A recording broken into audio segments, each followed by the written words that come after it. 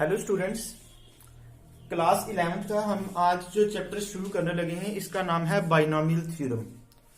तो ये चैप्टर जो है चैप्टर नंबर आपका 8th है 11th क्लास में एनसीईआरटी बुक में।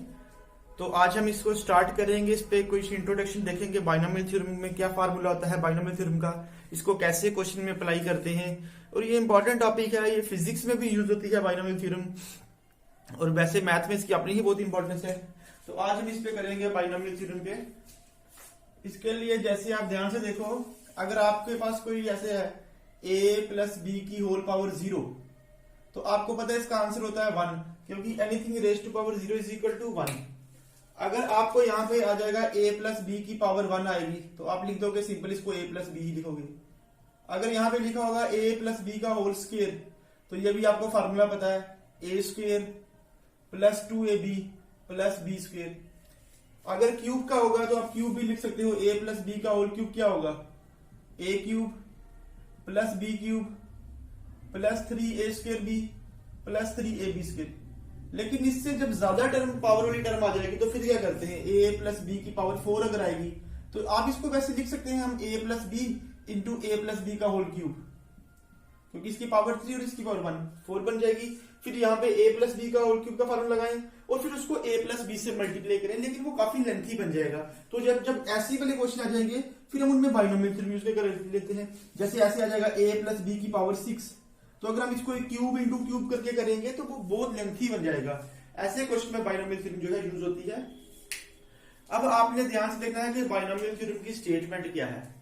अगर हमारे पास इस तरह से है a प्लस बी की होल पावर n, तो बाइनोमियल थ्योरम की स्टेटमेंट होती है n c नॉट a की पावर n। ये मैंने इस तरह से लिखा है n c नॉट, ये हो गया n c r। c मतलब कॉम्बिनेशन, c का मतलब क्या हो गया, कॉम्बिनेशन। अभी मैं आपको n c r का फार्मूला भी बताऊंगा, कॉम्बिनेशन का फार्मूला क्या होता है। तो इसका आ जाएगा n c नॉट a की power n plus n c 1 a की पावर n माइनस 1 b की पावर 1। आपने क्या करना है, जैसे आगे आगे बढ़ते जाएंगे a की पावर कम होती जाएगी और b की पावर जो है बढ़ती जाएगी। फिर उसके बाद आएगा प्लस nc2 a की पावर n माइनस 2 और कम होगी और b स्क्वायर, प्लस फिर आएगा nc3 a की power n minus 3 b3, plus इस तरह से 4 वाला आएगा 5 वाला आएगा, और लास्ट हमने करना है जब तक उसकी पावर n तक। तो लास्ट आ जाएगा ncn a की पावर n माइनस n हो जाएगा, वो हो जाएगा n माइनस n 0 होता है और किसी की पावर 0 क्या होती है 1, इसलिए उसमें a नहीं आएगा। और b की पावर, जैसे यहाँ पे b नहीं था, यहाँ b 1 b की पावर 2 b की पावर 3 और लास्ट में क्या हो जाएगा b की पावर n। आपको सिर्फ ये वैल्यू याद रखनी है, ये बाइनोमियल थ्योरम का फार्मूला है। क्या फार्मूला है, a प्लस बी की होल पावर n क्या है, n c नॉट a की power n plus n c 1 a की पावर n माइनस 1 b1, मतलब a में से एक कम हो गया और b बढ़ गया, फिर a में से 2 कम b दो ज्यादा हो गए। इस तरह से a घटता जाएगा और b जो है वो बढ़ता जाएगा। अब इसमें क्वेश्चन आता है कि आपके लिए भी nc0 मतलब ये कैसे निकालना है, तो इसको बोलते हैं कॉम्बिनेशन, परमुटेशन कॉम्बिनेशन में ये है। तो ncr कॉम्बिनेशन का फार्मूला क्या होता है, इसका फार्मूला होता है n फैक्टोरियल, इसको बोलते हैं factorial upon r factorial into n minus r factorial.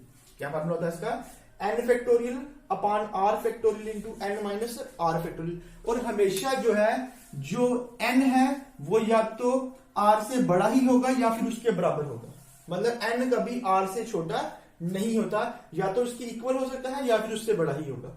और इसके अलावा आपने एक चीज और याद रखनी है कि जीरो फैक्टोरियल की वैल्यू क्या होती है 1, zero factorial is equal to 1। For example आपको जैसे अभी पता नहीं फैक्टोरियल का ध्यान से देखो, जैसे यहाँ कहीं लिखा है 3 फैक्टोरियल, इसका मतलब है 3 इंटू 2 इंटू 1। आगे इसको सिंप्लीफाई करना, 3 इंटू 2 6। अगर 7 फैक्टोरियल है तो मतलब 7 into 6 into 5 into 4 into 3 into 2 into 1, simplify करके जो भी आ जाएगा एक्स वाई जेड। मतलब आपने वहां से शुरू करके लास्ट तक आना है, और कहीं अगर 0 फैक्टोरियल आ गया तो उसकी वैल्यू क्या होती है 1 होती है। अब आपको थोड़ी इस पे प्रैक्टिस करनी चाहिए, एनसीआर कैसे निकालते हैं वो आपको आना चाहिए। उसके बाद ही हमने बाइनोमियल थ्योरम में बस यही यूज होते हैं। और साथ में ये ए और बी जो आपको क्वेश्चन में दिया होगा, और पावर भी एन की, ए भी गिवन होगा, बी भी होगा, और पावर भी दी होगी आपको। ओके, अब जैसे हम इसमें कुछ निकालते हैं, जैसे आप देखो एक फॉर एग्जांपल हम करते हैं 3C2 की वैल्यू निकालते हैं। तो इसमें क्या है, NCR है, यहाँ पे है 3C2, मतलब यहाँ पे n की जगह कितना है 3 है और r की जगह 2 है। Here n is equal to 3 and r is equal to 2। तो NCR का ये फार्मूला होता है, तो इसमें फार्मूला लगाओ क्या आ जाएगा, n फैक्टोरियल मतलब 3 factorial upon r factorial means 2 factorial into n minus r। n कितना है 3 माइनस 2 और उसके बाद क्या फैक्टोरियल, ये आ जाएगा 3 factorial upon 2 factorial into 3 minus 2 कितना हो गया 1 फैक्टोरियल। 3 फैक्टोरियल को लिख सकते हैं हम 3 इंटू 2 इंटू 1, और इसको लिख देंगे 2 इंटू 1 इंटू 1, ये 2 और 2 कैंसिल हो गया, इसका आंसर क्या आ गया 3। तो 3C2 की वैल्यू क्या होगी 3। इस तरह से आप कोई भी फैक्टोरियल की वैल्यू निकाल सकते हैं। ठीक है, जैसे मैं आपको बोल देता हूं find the value of 7C4 की वैल्यू फाइंड करो। तो इसके लिए क्या करते हैं, ये आ जाएगा 7 फैक्टोरियल, क्योंकि n की जगह 7 है और r की जगह 4 है, तो r की जगह आ गया 4 फैक्टोरियल, और 7 माइनस 4, क्योंकि फार्मूला होता है n माइनस r। आपको ये फार्मूला याद रखना है, n factorial upon r factorial into n minus r। ये आ जाएगा 7 factorial upon 4 factorial into 7 minus 4 कितना होता है 3 फैक्टोरियल। इसको चेंज कर लो, 7 इंटू 6 इंटू 5 इंटू 4 3 2 1 लिखने से अच्छा हम लिख लेते हैं इसको 4 फैक्टोरियल लिख लेते हैं, या आप लास्ट तक लिख सकते हो इसको अपॉन 4 फैक्टोरियल को ऐसे रहने दो, और 3 फैक्टोरियल की जगह 3 इंटू 2 इंटू 1, ये 4 फैक्टोरियल कैंसिल हो गया, 3 इंटू 2 6, ये 6 भी कैंसिल, तो 7 इंटू 5 कितना आ गया 35। तो इसका आंसर कैसे आ जाएगा 35 आ जाएगा। ये NCR के फार्मूले में आपने सिंपल यूज करके निकालना है। अब जब आपको एक बार NCR निकालना आ जाएगा तो फिर बाइनोमियल थ्योरम आप आराम से अप्लाई कर सकते हो। अब आपने 2-3 फार्मूले पे और ध्यान रखने हैं, वो देखो एक बात आपने और देख लेनी है, ध्यान से देखो। जैसे यहां पे इसकी पावर 0 थी तो कितनी टर्में आई, एक टर्म आई। यहां पावर 1 थी तो टर्में कितनी होगी, एक और एक 2, मतलब टर्म एक बढ़ रही है। यहां पे पावर कितनी है इसकी 2, लेकिन टर्म्स कितनी आई है 1 2 और 3, मतलब जितनी भी पावर होगी टर्म उससे एक ज्यादा आती है। जैसे यहां पे 3 पावर है तो टर्म्स कितनी है 1 2 3 4, तो जितनी भी पावर होगी नंबर ऑफ टर्म्स उससे एक ज्यादा होगी। अगर पावर n है तो नंबर ऑफ टर्म्स जो है n+1 होती है। ये बात भी आपने ध्यान रखनी है, आगे जाके ये भी जरूरत पड़ेगी। अब और कुछ वैल्यूज निकालते हैं, उधर से जनरल फार्मूले बन जाएंगे। जैसे कि एक है आपके पास सपोज 4C0 की वैल्यू निकालो, 4C1 की वैल्यू निकालो और 4C4 की वैल्यू निकालो। ठीक है, तो आप इसको पहले तो फार्मूले से निकालना है, इसको डायरेक्ट भी कर सकते हैं। डायरेक्ट करने के से पहले आपने इनको फार्मूले से ध्यान रखना क्या आएगा। अब 4C0 मतलब 4C0, n की जगह 4 और r की जगह 0, ये क्या बन जाएगा, ये बन जाएगा 4 factorial upon 0 factorial into 4 minus 0 factorial. ये आएगा 4 फैक्टोरियल अपॉन 0 फैक्टोरियल की वैल्यू मैंने आपको बोली क्या होती है 1, तो आ गई 1। 4 माइनस 0 4, ये और ये कैंसिल हो गया, क्या आ गया इसका 1 अपॉन 1 इज 1, इसका आंसर आ गया। अगर 4C0 होगा तो आंसर क्या होता है 1। अगर 4C1 होगा, वैसे ही अगर 5C0 होगा तो भी आंसर 1 आएगा, 7C0 होगा तो भी आंसर 1 ही आएगा। आप चेक कर सकते हो। अगर आता 4C4, अब ये देखो पहले इसको लिख लेंगे 4 फैक्टोरियल, क्योंकि n भी 4 है और r भी 4 है, यहां भी 4 फैक्टोरियल, और n माइनस r मतलब 4 माइनस 4 फैक्टोरियल। ये आ जाएगा 4 factorial upon 4 factorial, 4 minus 4 is 0, ये और ये कैंसिल हो गए, ये आ गया 0 फैक्टोरियल की वैल्यू क्या होती है 1, तो 1/1 इज 1, तो इसकी वैल्यू भी क्या आ गई 1 ही आ गई। मतलब अगर 5C5 हो तो भी 1 आएगा, 6C6 हो तो भी 1 आएगा, 10C10 हो तो भी 1 आएगा। मतलब कि अगर NCN मतलब n और r सेम होगी तो आंसर क्या आएगा 1 आएगा। वैसे ही मतलब देखो 4C1 4 factorial upon 1 factorial into 4 minus 1, ये आ जाएगा 4 फैक्टोरियल अपॉन 1 फैक्टोरियल को 1 ही लिखते हैं, 4 माइनस 1 3, ये आ जाएगा 4 into 3 factorial upon 1 into 3 factorial, ये दोनों कैंसिल हो गए, 4 1 अपॉन 1 क्या आ गया 4 ही आ गया।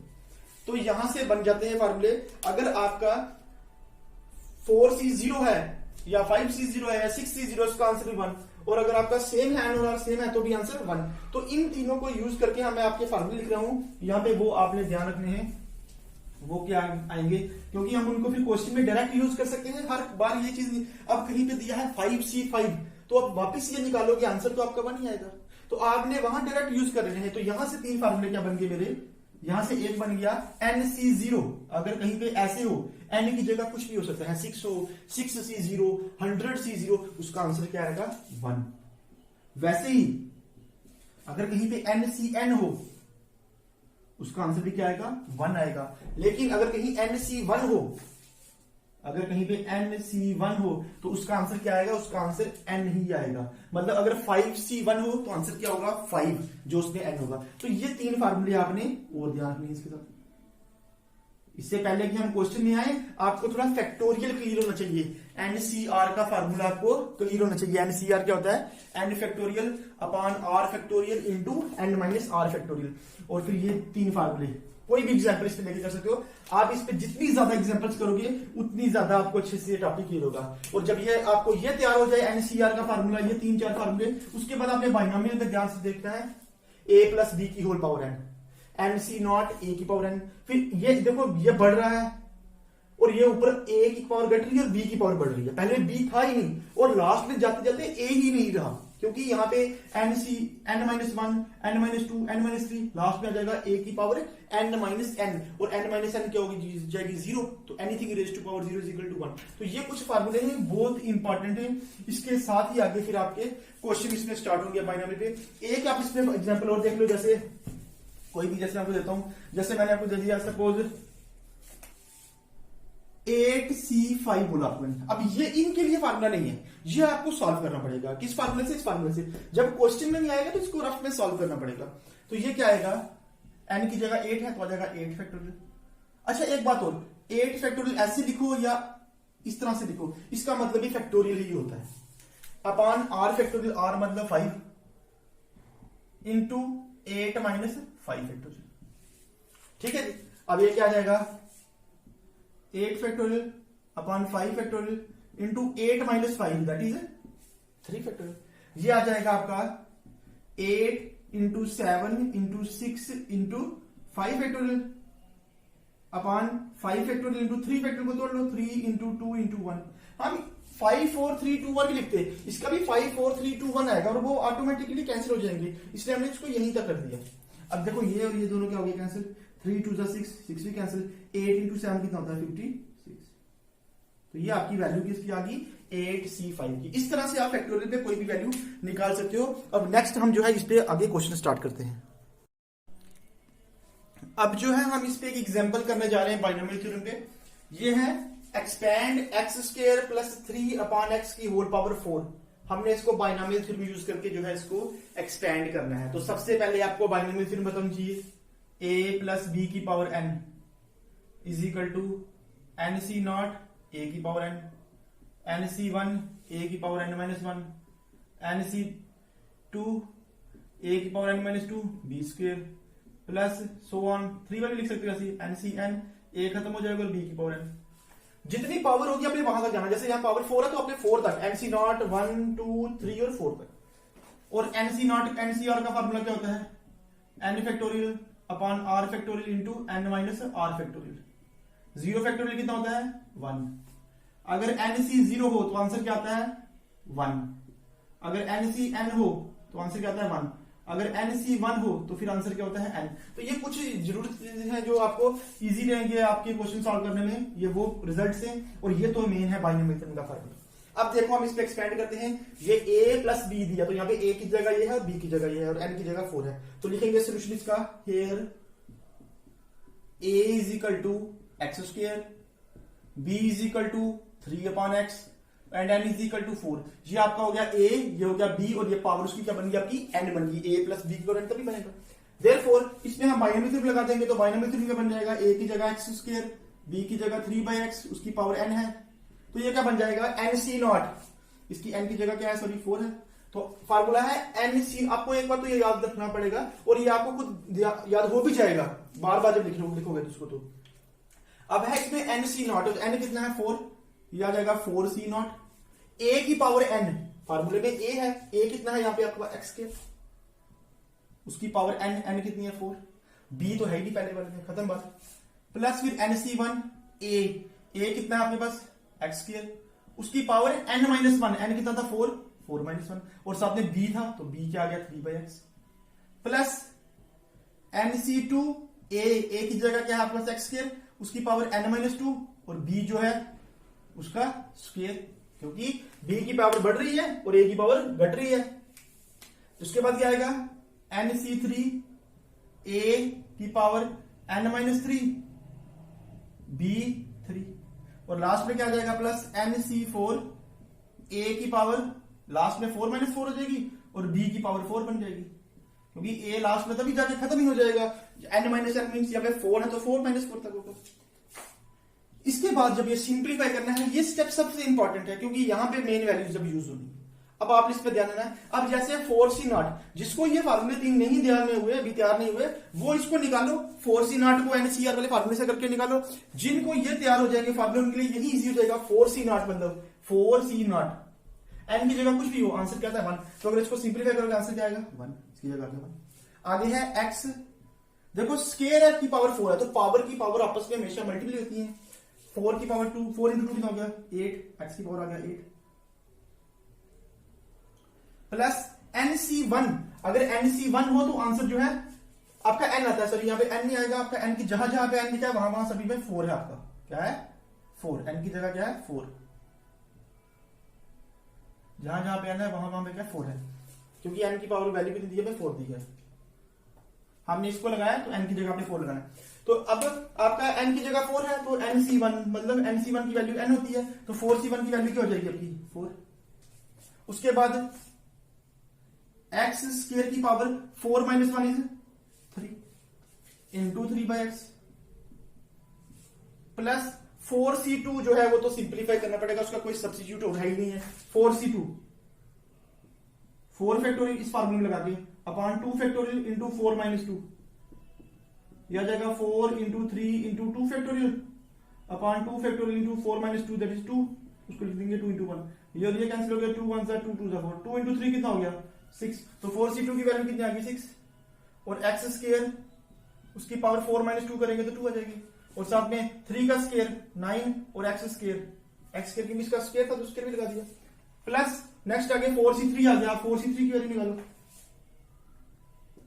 4 factorial upon 3 factorial into 4 minus 3 that is 1 factorial, यह आ जाएगा 4 इंटू 3 फैक्टोरियल अपॉन 3, ये कैंसिल होकर आ जाएगा आपका 4 ही आ जाएगा, तो 4C3 की वैल्यू क्या आ गई आपकी 4 आ गई, इसकी वैल्यू आ गई 4, एक्स स्क्वायर 4 माइनस 3 1 और 3 का क्यूब 27 अपॉन एक्स क्यूब, और लास्ट है 4C4, अगर NCN हो तो आंसर 1 होता है, तो 4C4 का भी आंसर क्या हो जाएगा 1, एक्स स्क्वायर की पावर 4 माइनस 4 कितना हो गया 0, और 3 की power 4, 3 into 3 9, 9 into 3 27, 27 into 3 81 upon x की पावर 4। बस अब इसको सिंप्लीफाई करके लिख देना है, 1 को इससे मल्टीप्लाई करेंगे तो यही आ जाएगा एक्स की पावर 8 प्लस 4 एक्स की पावर 3 इंटू 2 कितना हो गया 6 into 3 upon x, plus 6 x square into x square is x4 into 9 upon x square, plus 4 x square into 27 by x cube, plus ये भी 1 और एनीथिंग रेज़्ड पावर 0 वो भी 1 आ जाएगा, और प्लस 81 अपॉन एक्स की पावर 4। अब हम इन सभी को जो आपस में है जो इनको मल्टीप्लाई कर लेंगे और हमारा जो है फाइनल आंसर आ जाएगा। ये कितना आ जाएगा हमारा, ध्यान से देखो, ये आ जाएगा एक्स की पावर 8 प्लस, अब ध्यान से 4 इंटू 3 कितना हो गया 12, ये x की पावर 6 है और डिनोमिनेटर में x है, मतलब कि ये पावर 1 है, ऊपर जाके माइनस 1 हो जाएगी, तो 6 माइनस 1 कितने बच जाएंगे, x की पावर 5 बच जाएगी, तो यह आ गया 12 x की पावर 5 प्लस 6 इंटू 9 54, ये स्केयर है और ये 4 है, तो 4 माइनस 2 कितनी बचेगी पावर उसकी 2, क्योंकि आपने आइडेंटिटी पढ़ी है, ये आपको अच्छे से आनी चाहिए, a की power m divided by a की power n is equal to a की पावर m माइनस n, ये लॉज ऑफ एक्सपोनेंट होते हैं, 8th क्लास में भी होते हैं, 7th में भी, a की power m divided by a की power n is equal to a की पावर m माइनस n, अगर बीच में मल्टीप्लाई हो तो प्लस होता है, डिवाइड हो तो माइनस होता है, तो 6 इंटू 9 54, ये x स्क्वायर बचेगा, प्लस 27 इंटू 4 दैट इज 108। अब ध्यान से देखो, ये ऊपर 2 है और नीचे 3 है, इस वाले को नीचे लेके आएंगे क्योंकि पावर इसकी छोटी है, तो 3 माइनस 2 करेंगे तो नीचे x बचेगा, और प्लस 81 अपॉन x की पावर 4। ये आपका जो है आंसर आ जाएगा, ये आपका जो है आंसर आ जाएगा, ये आपका फाइनल आंसर है इस क्वेश्चन का। अब देखो ध्यान से, हमें जो क्वेश्चन दिया था इसमें पावर कितनी थी इसकी, 4 थी। हमारा आंसर में कितनी टर्म होनी चाहिए, 5, 1 2 3 4 एंड 5। तो ये आपका आंसर है। इस तरह से आपने बाइनोमियल थ्योरम में क्वेश्चन करने हैं। आपको एमसीआर का फार्मूला अच्छे से आना चाहिए, और ये रिजल्ट अगर आप ध्यान में रख लोगे, जो ये नीचे रिजल्ट लिखे हैं 2-3, तो आपके लिए बड़ा इजी हो जाएगा, क्योंकि उस क्वेश्चन में फिर आपको 3 टर्में निकालने की जरूरत नहीं पड़ेगी। कौन कौन सी, 4C0 वाली, 4C1 वाली और 4C4 वाली। ये किसी भी क्वेश्चन में ये 3 टर्में आपकी डायरेक्ट फार्मूले से आ जाएंगी। बाकी जितनी उसकी पावर होगी उसके अकॉर्डिंगली कुछ वे टर्म्स होंगी जो आपको रफ में सॉल्व करनी ही करनी पड़ेगी, और जैसे जैसे आप सॉल्व करोगे, आप प्रैक्टिस करोगे, वैसे वैसे वो फास्ट कैलकुलेशन होगी आपकी। यहाँ पे हमारा n था हर जगह, तो n की वैल्यू हमारे पास जो है 4 थी, इसलिए हमने यहाँ पे 4 लगाया। तो बाइनोमियल थ्योरम की स्टेटमेंट, उसके बाद एनसीआर का फार्मूला, और ये कुछ टर्म्स जो है आपको आने चाहिए। तो ये इसका आंसर आ गया। लास्ट में मैं फिर से बोल रहा हूं, एक बात ध्यान रखना, जितनी इसकी पावर होती है नंबर ऑफ टर्म्स उससे एक ज्यादा होती है। तो ये इस पे था क्वेश्चन आपका। बाकी हम इस पे एक्सरसाइज भी नेक्स्ट वीडियो में स्टार्ट करेंगे। ये आपकी एग्जाम्पल नंबर 1 है। This is example number 1 of your text book. Example 1 है आपकी। तो इसमें जो भी क्वेश्चन होंगे हमने बाइनोमियल थ्योरम से ही प्रूव करने हैं, या उनको एक्सपेंड करना है, उनको सॉल्व करना है। इसके अलावा हमने कहीं पे a प्लस बी का होल बड़ा रेयर यूज करेंगे। हर जगह बाइनोमियल a प्लस बी की होल पावर n, ये ही हम यूज करेंगे। ठीक है, तो आपने इस फार्मूले अच्छे से लिखो, इनको कॉपी पे नोट करो। कहीं पे कंफ्यूजन आती है तो आप मुझे कमेंट सेक्शन में कर सकते हैं, या फिर आप मुझे कांटेक्ट कर सकते हैं। Okay, thank you.